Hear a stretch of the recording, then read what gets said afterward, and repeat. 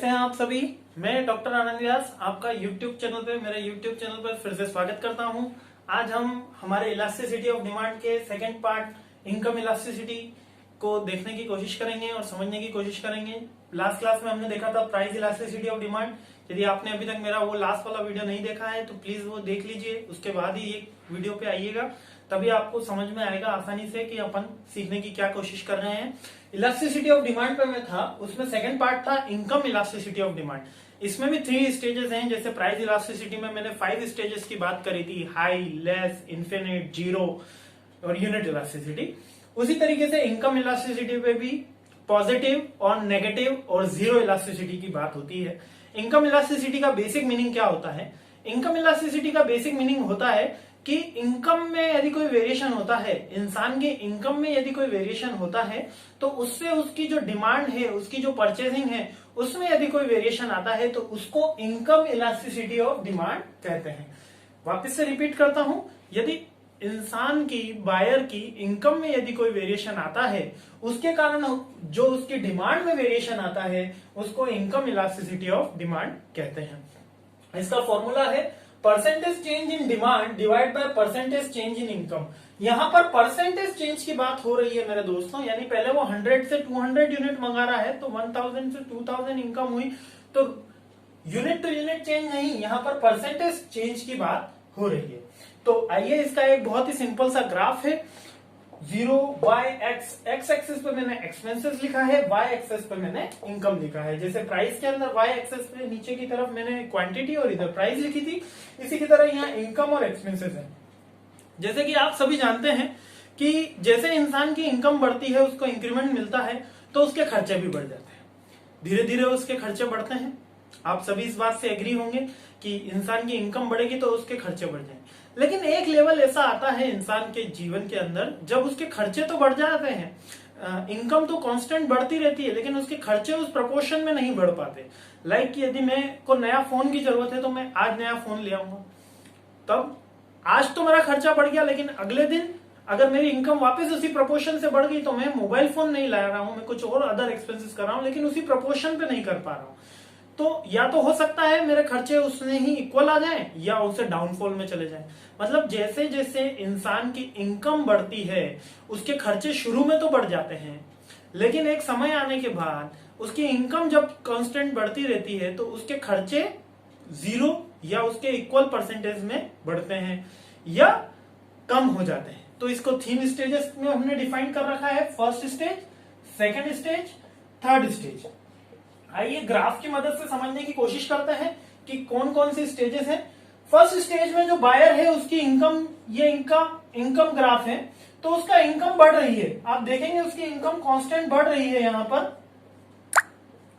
Constant, यहां पर उसकी इनकम बढ़ रही है। तो जैसे उसके इनकम बढ़ते हैं उसके प्रोपोर्शन में उसके खर्चे बढ़ जाते हैं। यहां पर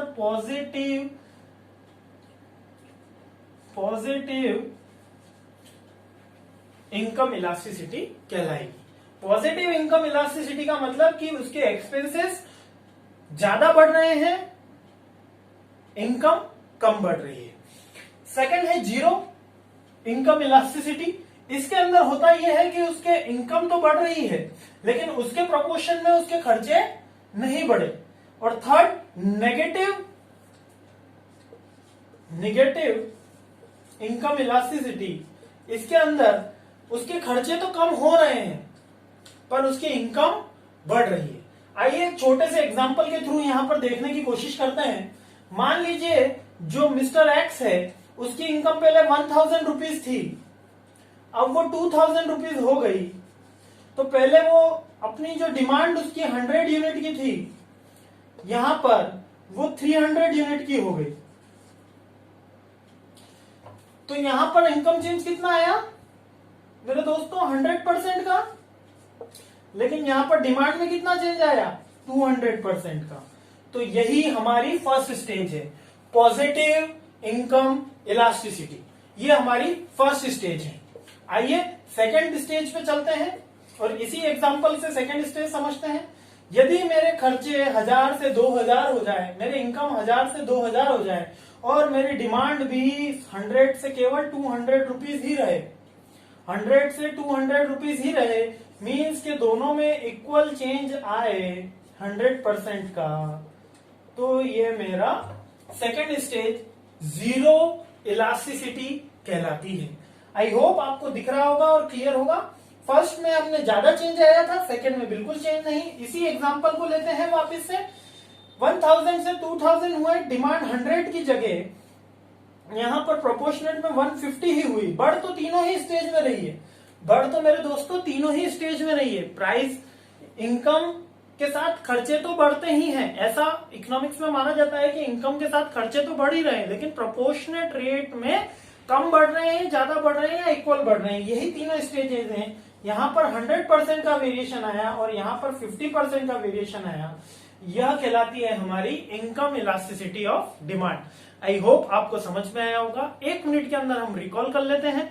इनकम इलास्टिसिटी का मतलब कि इनकम में होने वाले वेरिएशन के कारण जो डिमांड में वेरिएशन आता है, उसको, जो एक्सपेंसेस में वेरिएशन आता है, उसको हम इनकम इलास्टिसिटी ऑफ डिमांड कहते हैं।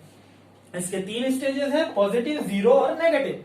पॉजिटिव में खर्चे ज्यादा बढ़ते हैं, नेगेटिव में खर्चे इक्वल बढ़ते हैं, और जीरो में खर्चे इक्वल बढ़ते हैं और नेगेटिव में खर्चे उस प्रोपोर्शनेट से कम में बढ़ते हैं। आई होप आपको क्लियर हुआ होगा। यदि नहीं कोई प्रॉब्लम है तो फील फ्री टू कमेंट। मैं डॉक्टर आनंद व्यास आपकी हेल्प करने के लिए काफी खुशी होगी मेरे को। Thank you.